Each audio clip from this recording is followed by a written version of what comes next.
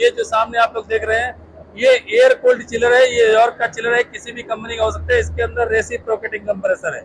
Hello दोस्तों, कैसे हैं आप लोग? उम्मीद है आप लोग अच्छे होंगे। और आज मैं आपके लिए फिर एक अच्छी सी वीडियो लेकर आया हूँ जिसमें मैं आपको बताने वाला हूँ कि चिलर्स जो हमारे HVAC चिलर सिस्टम होते हैं वो कितने टाइप के होते हैं, कितने प्रकार के होते हैं। तो आप लोगों को ये इन्फॉर्मेशन A to Z मिलने वाली है और बिल्कुल प्रैक्टिकल तरीके से। मैं अभी एक चिलर के पास हूँ और कभी कभी लेट जाता हूँ तो रात में भी वीडियो बना लेता हूँ, इसलिए आप लोग वीडियो लास्ट तक देखें, स्किप ना करें। वीडियो अच्छी लगे तो जरूर लाइक कर दें, चैनल को सब्सक्राइब कर दें और बेल नोटिफिकेशन पर क्लिक करके और पर सेलेक्ट कर दें। अपने दोस्तों के साथ भी शेयर करें। मेरे पीछे ये एयर कूल्ड चिलर है। तो दोस्तों, चिलर आपका कोई सा भी हो सकता है, चाहे वो इसको कंप्रेसर लगा हो उसमें या रेसिप्रोकेटिंग लगा हो या और कोई कंप्रेसर लगा हो। हर तरह के कंप्रेसर में चिलर होता है। लेकिन जो आपका HVAC चिलर सिस्टम कितने टाइप का होता है? तो दो टाइप का होता है। दो टाइप में क्या फर्क होता है? एक होता है वाटर कूल्ड और एक होता है एयर कूल्ड। मैं अभी आपको प्रैक्टिकल दिखाऊंगा। मेरे पीछे चिलर है जो ये एयर कूल्ड चिलर है। एयर कूल्ड चिलर का क्या मतलब है और कैसे काम करता है, और वाटर कूल्ड चिलर कैसे काम करता है और क्या डिफरेंट है, ये सारे आपको बताऊंगा। तो रात का टाइम है इसलिए थोड़ा आप लोगों को व्यू ऐसा मिल रहा है, लेकिन फिर भी मैं कोशिश करके क्लियर आप लोगों को दिखा रहा हूँ। ये जो सामने आप लोग देख रहे हैं ये एयर कूल्ड चिलर है। ये यॉर्क का चिलर है, किसी भी कंपनी का हो सकता है। इसके अंदर रेसिप्रोकेटिंग कंप्रेसर है। यहाँ पे आप लोग देख रहे हैं ये इसका कूलर है। कूलर मतलब बोले तो एवापरेटर है। ये वाटर इसके अंदर सर्कुलेटिंग होता है। इसका मतलब ये नहीं कि ये वाटर कूल्ड है, वाटर को ठंडा करता है, लेकिन ये वाटर कूल्ड नहीं है, ये एयर कूल्ड है। एयर कूल्ड का मतलब ये है, ये जो कंडेंसर लगा हुआ आप लोग देख रहे हैं ये हवा से ठंडा होता है, इसलिए इसको एयर कूल्ड बोला जाता है। एयर कूल्ड में आपका ये कंडेंसर के लिए फैन लगा होगा और हवा के जरिए इसके जो कंडेंसर हैं उसको कंडेंसेशन किया जाएगा कंडेंसर फैन के थ्रू। ये हमारा एयर कूल्ड चिलर होता है। इसके अंदर में आपका रेसिप्रोकेटिंग कंप्रेसर भी हो सकता है, स्क्रू कंप्रेसर भी हो सकता है, या और भी कोई कंप्रेसर कई सारे होते हैं वो हो सकते हैं।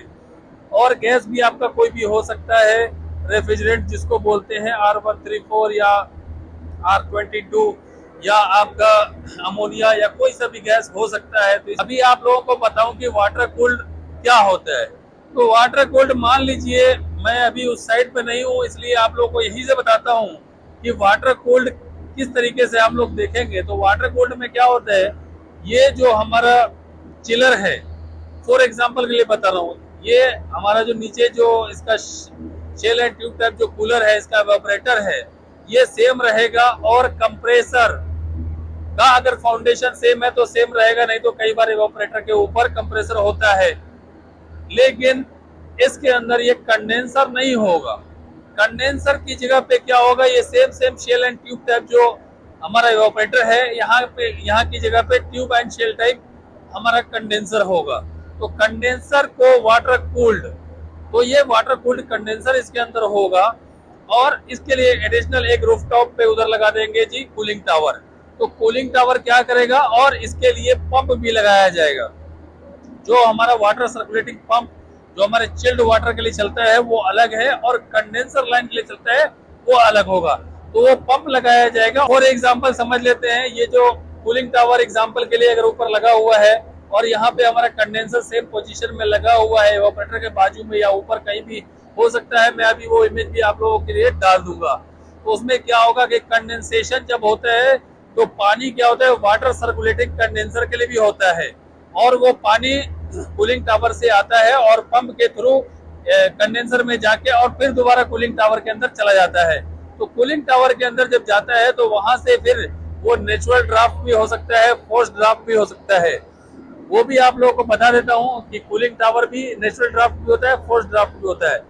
नेचुरल ड्राफ्ट का मतलब जो नेचुरल हवा होती है उसके थ्रू वो ठंडा होता है, और जो फोर्स ड्राफ्ट होता है वो उसके अंदर फैन लगा हुआ होता है, फैन के थ्रू उसको फोर्स किया जाता है हवा को, उसके थ्रू उस पानी को ठंडा किया जाता है।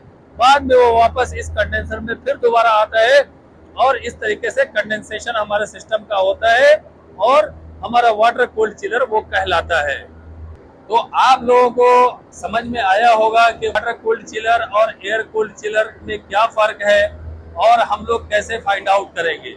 काम करना दोनों के लिए सेम है, इतना ज्यादा प्रॉब्लम नहीं है। बस इसमें यह है कि एयर कूल्ड है और दूसरा वाटर कूल्ड है तो उसमें कूलिंग टावर एक्स्ट्रा होगा, और इसके अंदर ये जो कंडेंसर लगे हुए हैं और कंडेंसर फैन है, बस यही है। तो दोनों का सेम ही है, अगर आप काम करने वाले हैं तो दोनों काम इजिली कर सकते हैं, इसमें कोई भी प्रॉब्लम नहीं है। उम्मीद करता हूँ आप लोगों को मेरी वीडियो अच्छी लगी होगी। वीडियो अगर अच्छी लगी हो तो जरूर लाइक कर दें, चैनल को सब्सक्राइब कर दें और बेल नोटिफिकेशन पे क्लिक करके ऑल पे सेलेक्ट कर दें। अपने दोस्तों के साथ भी शेयर करें और अपने दोस्त को, अपने भाई को मुझे सपोर्ट करें, क्योंकि आप लोग जानते हैं वीडियो बनानी पड़ती है, इसमें काफ़ी मेहनत लगता है। आप लोगों के लिए मैं अगर टाइम दिन में नहीं मिलता है तो रात को ही बनाता हूँ। दोस्तों thank you very much for watching my video. जल्दी मिलता हूँ नेक्स्ट वीडियो में। Bye bye.